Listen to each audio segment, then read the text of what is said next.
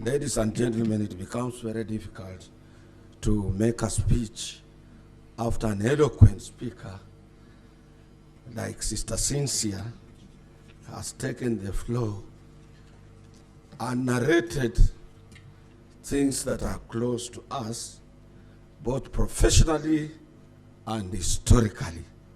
She's a wonderful girl from this continent, and I want to thank her. First and foremost, let me start by recognizing the representative of the Honorable Cabinet Secretary,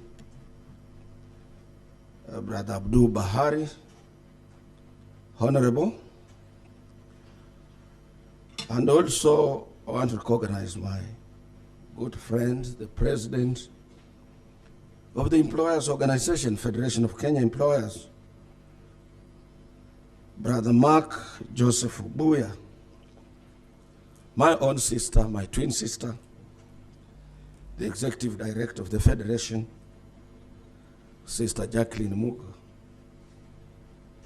And I want you to be very attentive because you did attack me. Yeah. And maybe before I proceed, should I give a brief stint on how we have worked together?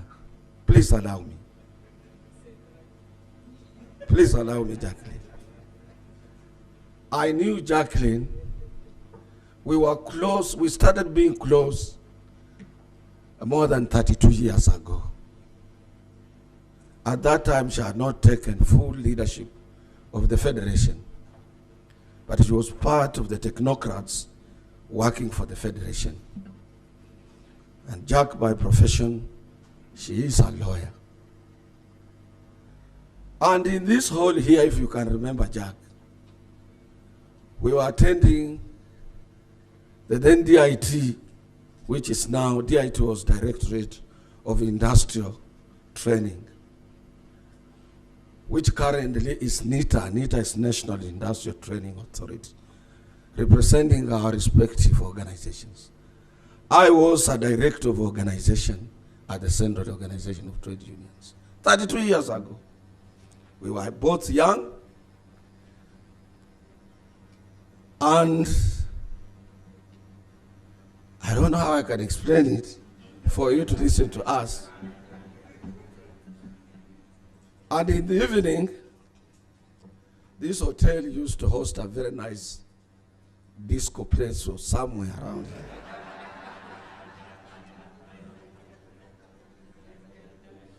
And I had never myself in my life met a best dancer, particularly of Lingala music, more than Jack. But the mistake I made in my life, which I have lived with up to date, I disclosed to Jacqueline, that Jacqueline, if you don't see me, I'm rushing to the next town, which is Malindi. It's about 100 or so kilometers from here. And I'm going to pick my girlfriend. I will see you tomorrow. She told me, just wait. Where are you going? I said, Malindi. She told me, sit down here. Have you had something called HIV and AIDS? I said, no.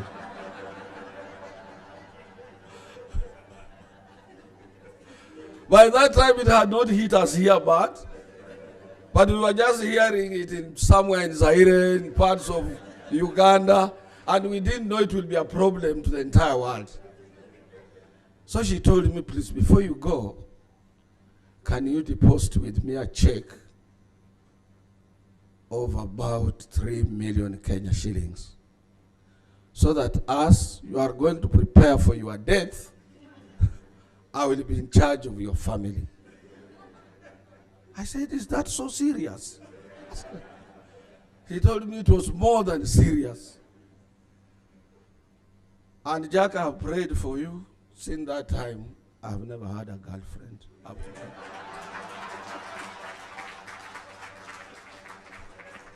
that. If you see me with Adelaide in my car, that is my wife. At the courtesy of Sister Jacqueline, she saved me. I was a bad boy. We have worked together with Jacqueline. And I want to tell you, as social partners, some people call us stakeholders. We are not stakeholders. A stakeholder holds a stake for somebody else. But if you own a share, you are a shareholder. If you are like us in tripartism, industrial relations practice, we are social partners because we deal with social issues. So Jacqueline is historical. We have disagreed to agree on important issues. But when it comes to external attack on industrial relations practice or in issues of labor relations in this country, we always come together immediately and come up with one position. And I have always reminded Jacqueline that whenever you see men in trousers, these are not all men who wear trousers. Some are cowards more than what normally is referred to women. And when you see women in dresses, respect them more than men in trousers. Jacqueline is not just Jacqueline Mugo, or she's not Jacqueline, the director of the Federation of Kenya Employers, or she's not just Jacqueline because she's a woman. She's a pillar and a referral part of the growth of our industrial revolution.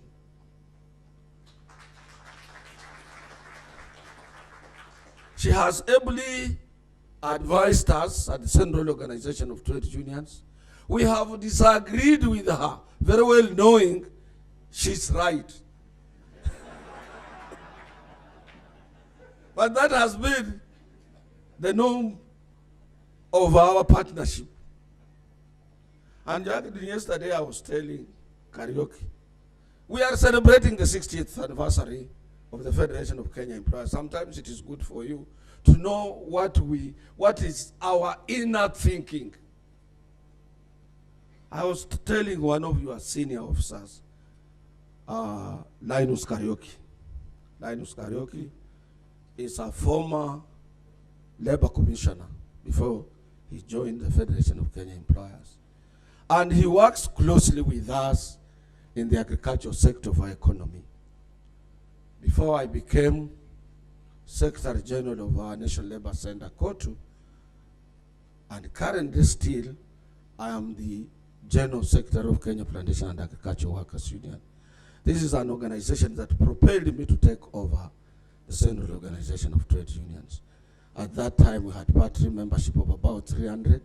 Now we are 4 million. We have 4 million membership next to Nigerian Labor Congress, which enjoys about 5 million on the continent of Africa.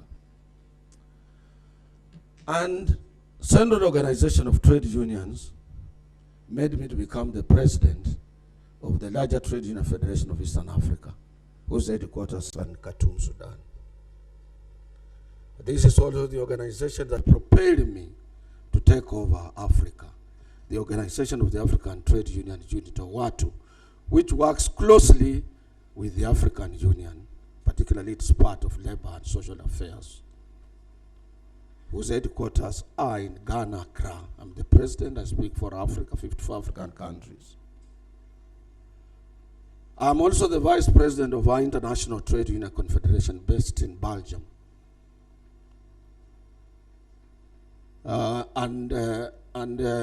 That has enabled me, I and Jacqueline, to remain members of the ILO governing body for some times now. Because of that exposure and because of the support we always get from Africa.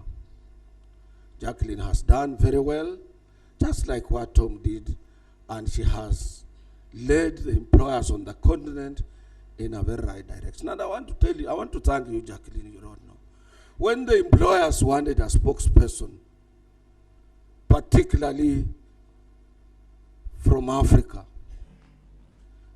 Jacqueline was on forefront to say, Africa must have a spokesperson at the ILO governing body from Africa.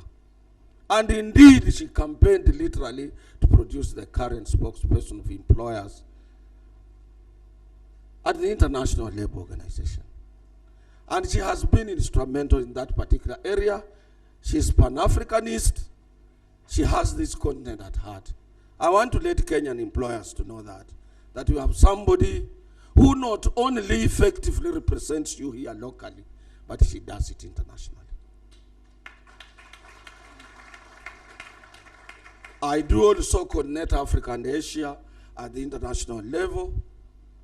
My friend from China, I managed to campaign for all Chinese Federation of Trade Unions to be part of the ILO governing body. We are so close. When the West was hostile and I'm an American trained labor leader, I said, no, Africa and Asia have a lot of similarities in the world of work, and we must have China on the board. These are some of the contributions we do outside there. I want to tell Jacqueline before I recognize the rest and go and sit down. I will not give us a statement here. That as I was talking to, I want to revisit what I was telling one of your senior officers yesterday. Throughout my life, I have been a militant labor leader. Militance is in me all the time. Sometimes I extend it to my family because that is what is me. And in the same process, I have also made the Federation of Kenya Employers to grow strong. Kiari will agree with me. Sometimes when you people don't want to join the Federation of Kenya Employers, I harass you until you seek for a refuge in the Federation of Kenya Employers. So I was telling Karaoke, who recently chaired a meeting between us and Sisal workers. And Karaoke called me, he said, Francis, what percentage do you think we should be able to reach out and which will be comfortable for your workers? I told Karaoke, I have mandated you for the first time as employer to make a decision, and I will append my signature. Karaoke didn't know why, because that was the first time for me to give him such a directive that concerns workers in that particular sector. And yesterday he asked me, Francis, you have never been like this. What happened? That you can authorize an employer to decide a percentage on behalf of your members. I told Karaoke, look here, Karaoke. For a long time, I have aged up. This is September 3rd. I will be 52 years in industrial relations practice as a workers' representative. I was first elected as a shop steward in September 3rd, on September 3rd in 1967.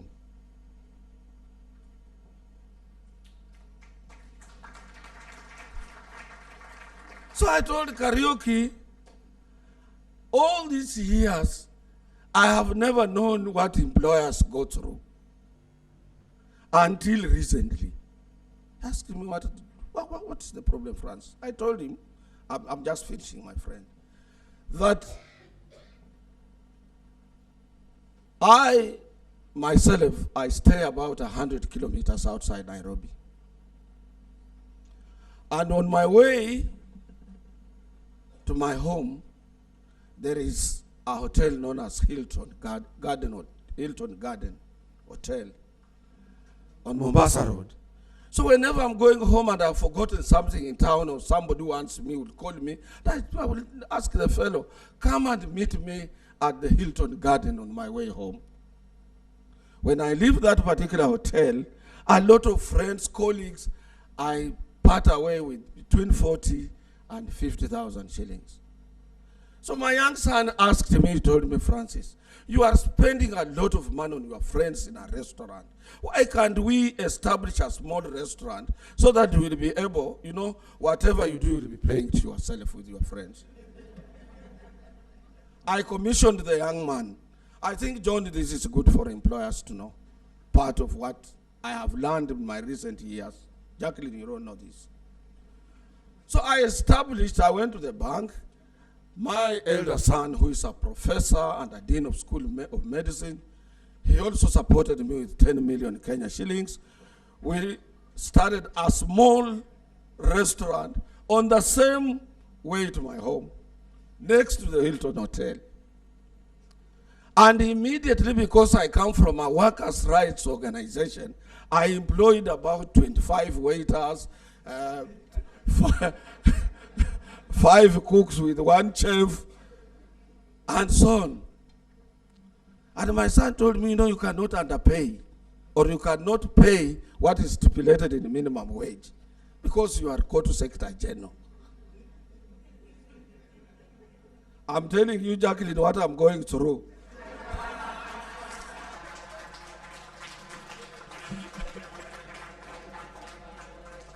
Let me end there. I didn't want to go into my written speech because I know what you are talking about, skills. I know what faces Africa as far as the world of work is concerned. I know what faces this country in terms of corruption and why we cannot be able to grow our economy.